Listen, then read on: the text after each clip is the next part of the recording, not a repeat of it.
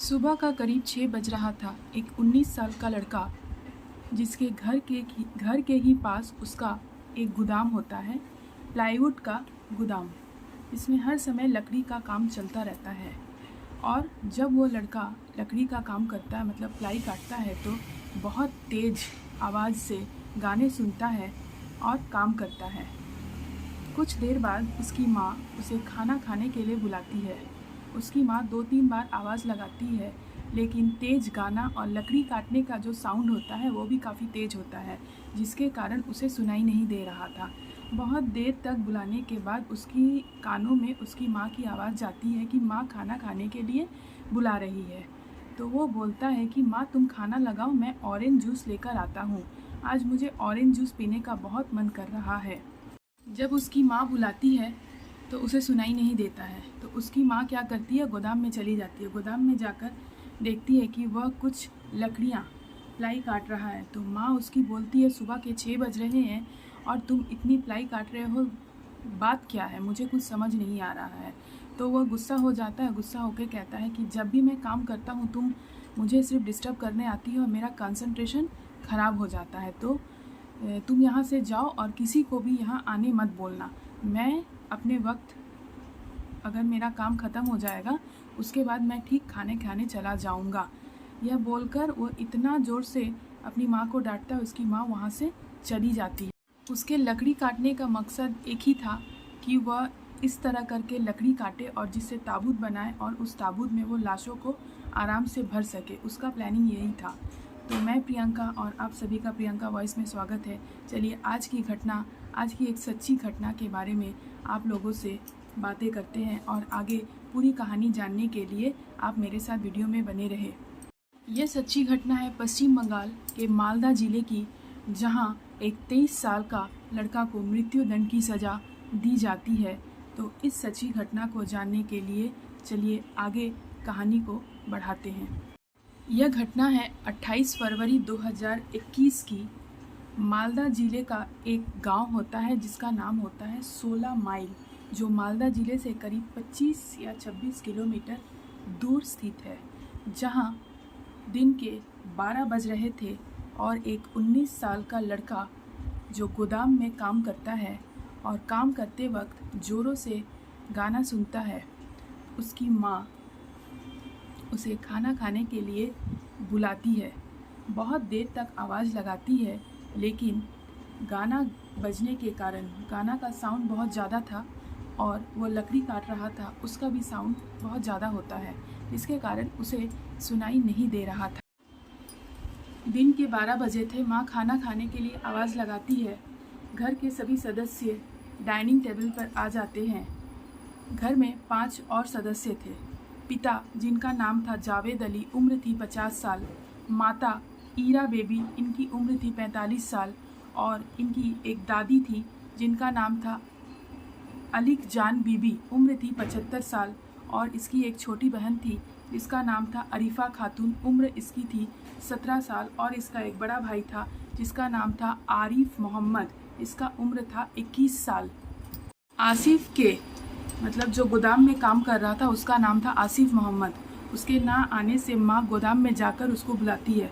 माँ से थोड़ी अनबन हो जाती है और वो कहता है तुम जाओ, मैं ऑरेंज जूस लेकर आता हूँ।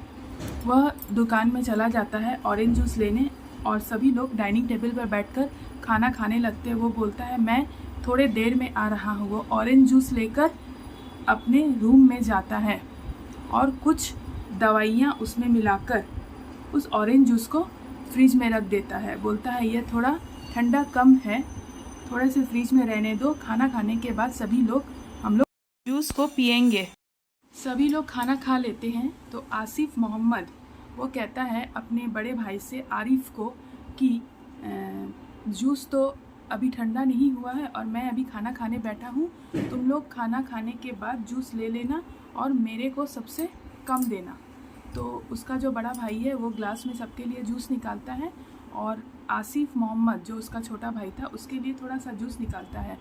उसका भाई आसिफ मोहम्मद उस जूस को लेकर फिर से गोदाम में चला जाता है, क्योंकि उसका काम अभी भी थोड़ा बाकी था। और बाकी जो घर के सदस्य थे, मतलब उसके पापा, मम्मी, बहन, दादी, और उसका बड़ा भाई सभी डाइनिंग टेबल पर बैठकर ही जूस पी रहे थे और वो अपना जूस लेकर गोदाम में चला जाता है।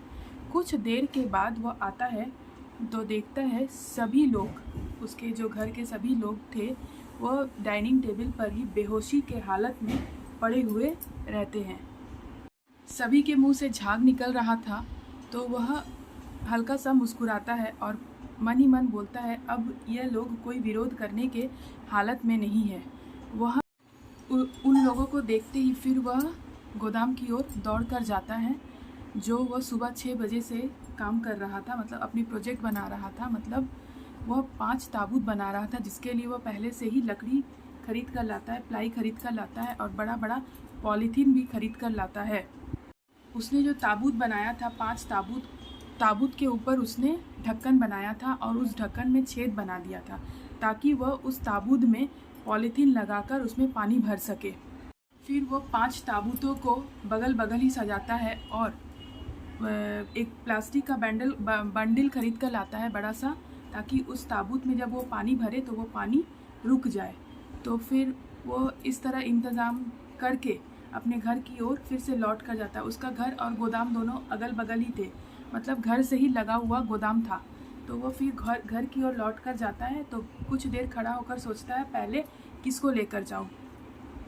कुछ देर तक सोचने के बाद उसकी नज़र उसके बाप पर जाती है और वह बाप के कान के पास जाकर बोलता है कि मैं जब भी कुछ काम करता हूँ तो तुम मेरे ऊपर चिल्लाते हो, चीखते हो।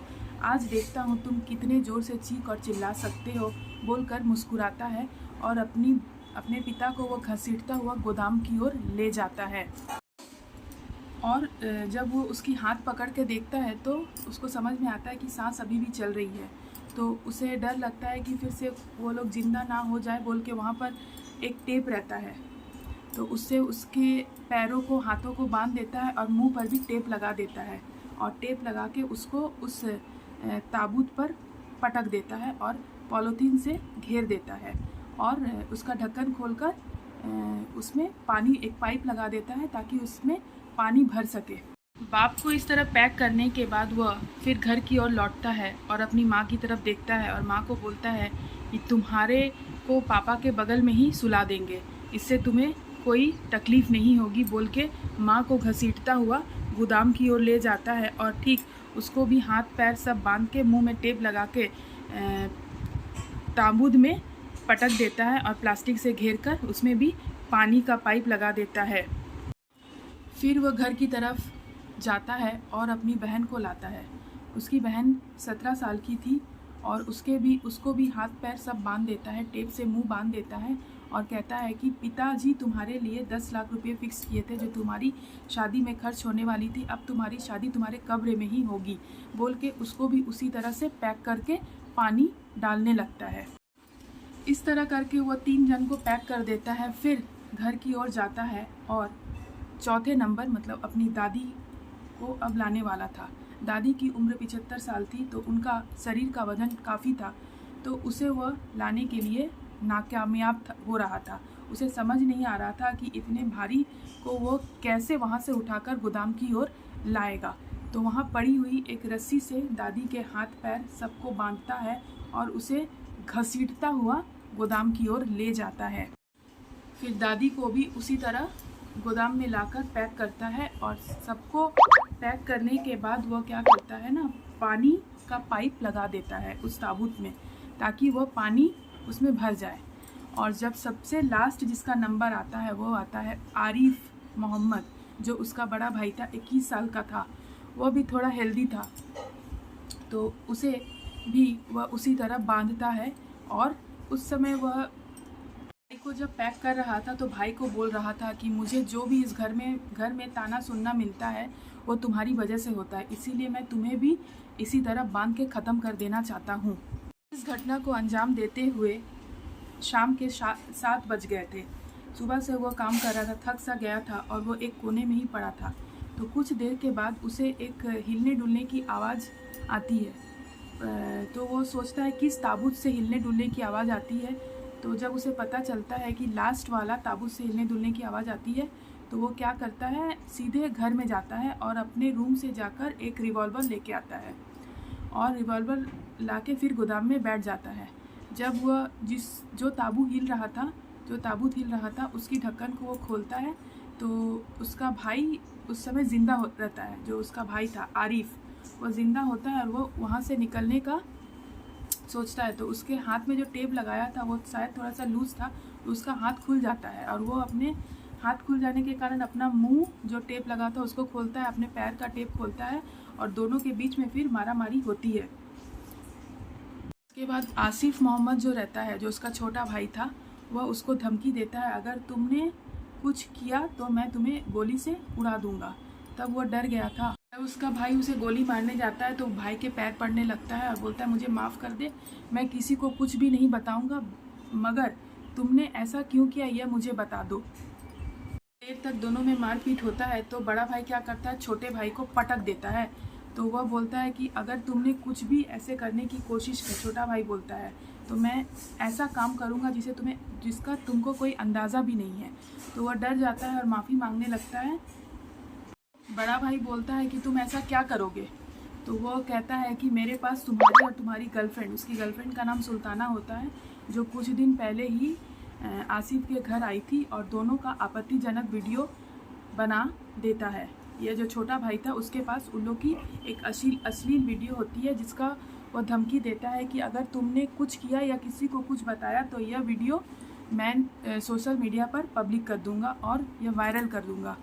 तो वह घबरा जाता है और बोलता है, ठीक है, मुझे माफ़ कर दो, मैं ऐसा कुछ नहीं। तब छोटा भाई उसका बोलता है, ठीक है, अगर तुम बच गए हो तो जितना जल्दी हो सके तुम घर छोड़ दो और यहाँ से भाग जाओ, नहीं तो मुझसे बुरा कोई नहीं होगा। और वह घबरा जाता है, बड़ा भाई घबरा जाता है छोटे भाई के इस बात पर। छोटा भाई बोलता है कि 20,000 रुपया तुम रखो और यहाँ से भाग जाओ। तो उस समय रात के 9 बज चुके थे और बड़ा भाई घर से निकल जाता है 20,000 रुपया लेकर और एक बस पकड़ता है। बस पकड़ के वह कलकत्ता की ओर रवाना हो जाता है। कुछ दिनों तक वह कलकत्ता में रहता है, एक होटल में 19 दिन या 20 दिन तक वह कलकत्ता के किसी होटल में रहता है। मालदा से वह कलकत्ता चला जाता है और वहाँ होटल में रुकता है। 15-20 दिन के बाद उसका जो 20,000 रुपया जो उसका भाई दिया था वो ख़त्म हो जाता है। तो होटल वाला उसे निकाल देता है। तब वह क्या करता है, होटल से निकलकर अपने मामा जो झारखंड में रहते थे उनको फ़ोन करता है और बोलता है, मामा मैं बहुत दिन से आपके घर नहीं आया हूँ, क्या मैं आपके घर आ सकता हूँ। तो मामा बोलते हैं, क्या ये पूछने वाली बात है, ज़रूर आ जाओ। तो वह अगले दिन अपने मामा के पास हजारीबाग, झारखंड में कोई जगह है, वहाँ पर मामा के पास पहुँच जाता है। और इधर जो आसिफ मोहम्मद था, जो उसका छोटा भाई था, जिसने सबकी हत्या करके ताबूत में रख दी थी, अब वो क्या करेगा इन लाशों का।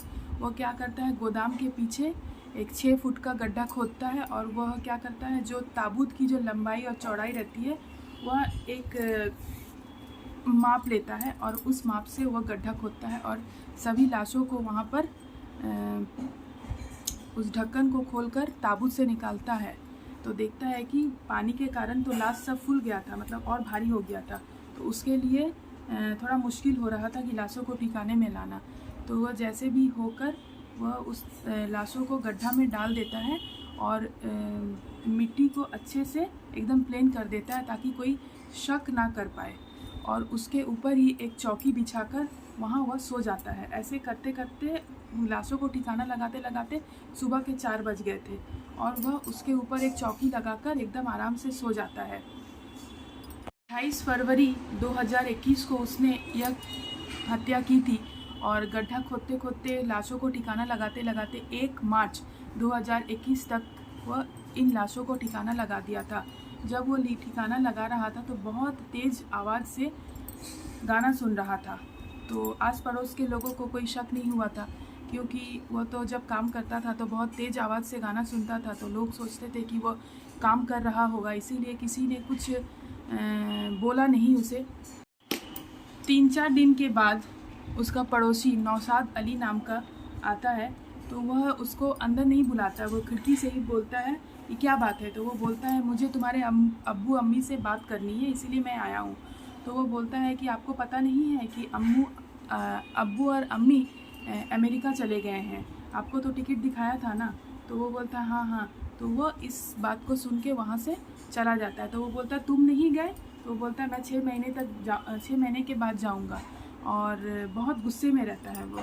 तो इसे देखकर नौशाद अली को थोड़ा सा शक होता है, लेकिन वो कुछ बोलता नहीं और फिर चला जाता है। 17 दिन बाद तो उसका बड़ा भाई मामा के पास पहुंच जाता है, लेकिन मामा के पास पहुंचने के बाद वो चुपचाप रहता है, किसी से कोई बात नहीं करता है, कमरे में बंद रहता है।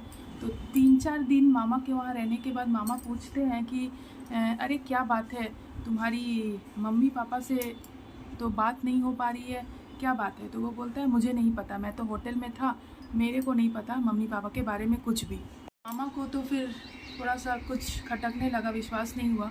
तो उसने छोटे भाई को फ़ोन किया कि तुम्हारे अब्बू और अम्मी इतने दिन से अमेरिका में गए हैं, उनसे बातचीत नहीं हो रही है, तो उनका क्या खबर है? तो बोलता है कि तब छोटा वाला भाई बोलता है कि जब वो अमेरिका गए हैं तो नया नंबर लिए होंगे, तो नया नंबर जब मिल जाएगा तो मैं आपको दे दूँगा, और आप उस समय आराम से उनसे बात करना। जब नया नंबर मिल जाएगा आप मेरे को परेशान मत करो और यहाँ पर फ़ोन मत करना, मैं बहुत बिज़ी हूँ।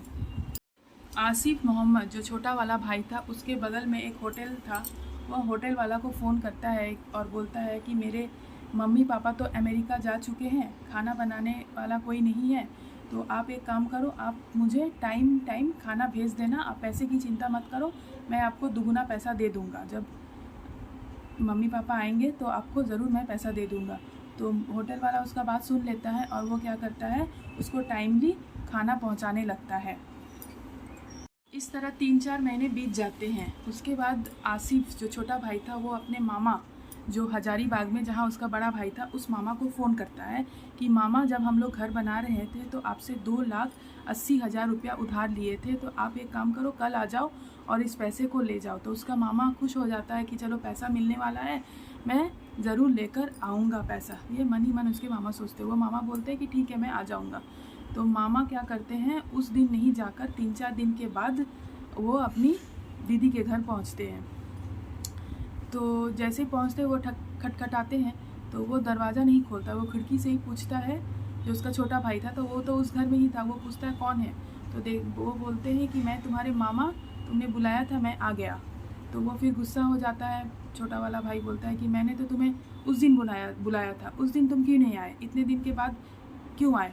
तो वो बोलता है अरे मेरा दीदी का घर है, मैं जब मन तब आऊँगा, 2 दिन बाद आऊँ या 4 दिन बाद आऊँ, आया तो ज़रूर हूँ ना, अब तुम मेरा पैसा दे दो। तब छोटा वाला भाई बोलता है कि मामा से कि तुम्हें कोई पैसा वैसा नहीं दूंगा, जब मैं बुलाऊंगा तभी आना, अब यहाँ से जाओ, मैं बहुत ख़तरनाक लड़का हूँ, तुम यहाँ से चला जाओ नहीं तो कुछ भी हो जाएगा। तो मामा भी कुछ देर के बाद वहाँ से चले जाते हैं। उनको भी शक होने लगता है कि ये लड़का ऐसा क्यों बात कर रहा है। तो वो अपना घर पहुँचता है। घर पहुँच के बड़ा वाला भाई जो आसिफ मोहम्मद था उसको बुलाता है और बोलते हैं कि सच बताओ, तुम्हारे माता पिता कहाँ हैं, तुम्हारे अब्बू और अम्मी कहाँ गए हैं, 4 महीने से कोई कांटेक्ट में नहीं है, ये लोग गए कहाँ हैं। तब बहुत देर के बाद मामा पूछते वो नहीं बता रहा था, लेकिन लास्ट में वह रोने लगा। तो मामा बोले क्या बात है? तब उसने सारी घटनाएं बताई और वो बोला कि मैं वहाँ से ज़िंदा भाग गया हूँ। तब मामा जी उसके जो पड़ोसी थे नौशाद अली, उनको फ़ोन करते हैं और उनको भी अपने घर हजारीबाग बुला लेते हैं, और तीनों मिलके मामा जी, बड़ा भाई आसिफ मोहम्मद और पड़ोसी जो था, तीनों मिलकर प्लान करते हैं कि अब पुलिस को बताना चाहिए। तो मामा का जहाँ घर था हजारीबाग, वहाँ थाने में जाते हैं और बोलते हैं ऐसा ऐसा बात हो गया है, अब हम लोग को क्या करना चाहिए। तो पुलिस जो मालदा ज़िले के जो गांव था वहाँ की पुलिस से वो कांटेक्ट करती है, और दूसरे दिन पुलिस क्या करती है, वो जो मालदा ज़िले में जो उसका छोटा भाई जहाँ रहता था, चारों तरफ से पुलिस उसका घर घेर लेती है। पुलिस चारों तरफ से जब घर घेर लेती है और पुलिस उसके बाद क्या करती है, उसका दरवाज़ा तोड़कर अंदर घुस जाता है। अंदर घुस के देखता है कि उसका बहुत सारा कीमती गैजेट्स, एप्पल का लैपटॉप रहता है, एप्पल का मोबाइल रहता है, सारा सामान इधर उधर बिखरा पड़ा है और वो वहीं लेटा हुआ है। तब पुलिस उसे डंडा दिखाती है और बोलती है कि तुम्हारे माता पिता कहाँ हैं। तो वो पहले तो इनकार करता है कि उसने कुछ नहीं किया, जैसे होता है जो अपराधी होता है वो तो पहले इनकार करेगा ही। वो बोलता है मैं नहीं जानता, वो लोग अमेरिका गए हैं, ऐसे ऐसे वो बहाना बनाने लगता है। तो पुलिस बोलता है कि मैं अभी ऐसा डंडा मारूंगा, जल्दी से बताओ कहाँ है। तब वो बोलता है कि मैंने उन लोगों को गोदाम के पीछे दफना दिया है। तो पुलिस बोलता है कहाँ, तो ऐसा जगह दिखाता है। तो पुलिस 2-4 मज़दूर को लेकर जाते हैं, वहाँ पर खुदाई होती है लेकिन कोई लाश का ठिकाना नहीं मिलता है। तो फिर पुलिस उसे धमकाता है कि सच बताओ, नहीं तो अभी तुम्हारा हाथ पैर तोड़ दूँगा। तो वह जिस चौकी पर सोया हुआ था उसके नीचे ही बोलता है कि वहाँ खोदो। तो वहाँ खोदने के 6 फीट के नीचे ही सब लाश मिलती है। फिर पुलिस उसका बड़ा भाई, मामा सबको बुलाता है। बड़ा भाई से पूछता है कि तुम इन लाशों को पहचान सकोगे? तो वो तभी बोलता है कि मेरे माता पिता, बहन और दादी को उसने दफनाया था, लेकिन उस समय तो वो कंकाल बन चुका था, जो बॉडी था वो तो पूरा ख़त्म हो चुका था, तो वो किसी को पहचान में नहीं आया। फिर पुलिस सबको फॉरेंसिक जांच के लिए भेजती है, तो पता चलता है हाँ इसके फैमिली वाले ही हैं। पुलिस बड़े भाई के बात पर विश्वास नहीं करती है। फिर उसका फ़ोन ट्रैक करती है तो पता चलता है कि वह उस समय घर के आसपास था ही नहीं। और जो भाई था, छोटा भाई, उसका भी फ़ोन ट्रैक किया जाता है तो पता चलता है कि वह वहीं पर मौजूद था। तो उसे फिर छोटा भाई को गिरफ़्तार करके पुलिस ले जाती है। और जब पुलिस छोटे भाई से पूछती है, बयान लेती है कि तुमने ऐसा क्यों किया, तो वो बोलता है कि मैं अमेरिका जाने के लिए अपने पिता से पैसे मांगा था, लेकिन उन्होंने इनकार कर दिया था। तो मैंने इंग्लिश मूवी देखकर ऐसा प्लान बनाया कि मैं सबको मार डालूँगा और जितना प्रॉपर्टी है सबका मैं मालिक बन जाऊँगा, तब मैं शौक आराम से अपनी ज़िंदगी। 17 मई 2025 को मालदा के कोर्ट में 17 मई 2025 को मालदा कोर्ट में आसिफ मोहम्मद, जो उस समय 19 साल का था, अभी 21 साल का हो गया है, उसको फांसी की सज़ा सुनाई गई थी। जज का कहना था कि इसको फांसी के फंदे पर तब तक लटकाओ जब तक इसकी जान निकल ना जाए। तो अभी वह मामला हाईकोर्ट जाएगा, हाईकोर्ट से सुप्रीम कोर्ट, फिर राष्ट्रपति के पास जाएगा, तब उसका कुछ हो सकता है। तब तक के लिए आप सोशल मीडिया में बने रहें और इस खबर की जानकारी लेते रहें।